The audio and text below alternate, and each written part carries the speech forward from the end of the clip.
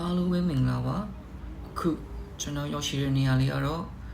ချမ်တီယန်ကမ်းခြေလေးဖြစ်ပါတယ်ဒီကမ်းခြေကပတ်တီယာနဲ့ကပ်ရက်ဖြစ်ပေမဲ့ပတ်တီယာနဲ့တော့အရန်ကွာခြားပါတယ်ပတ်တီယာမှာကတော့လူတွေနဲ့အရန်ရှုပ်တယ်အေးစစ်စစ်ကမ်းခြေမှာနားချင်တယ်အေးစစ်စစ်ကမ်းခြေမှာအခြေဖြိုးချင်တော့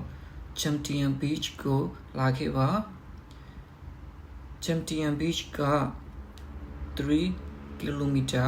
အရှည်ရှိတယ်။တဝကြီးအေးစစ်စစ်လမ်းလျှောက်လို့ရတယ်။ဒီကမ်းခြေရဲ့အနီးတစ်ဝိုက်တောက်လျှောက်မှာလည်းဟိုတယ်တွေရှိတယ်။ restaurant တွေရှိတယ်။ coffee ဆိုင်တွေ massage တွေရှိတယ်။ bar တွေလည်းအများကြီးရှိပါတယ်။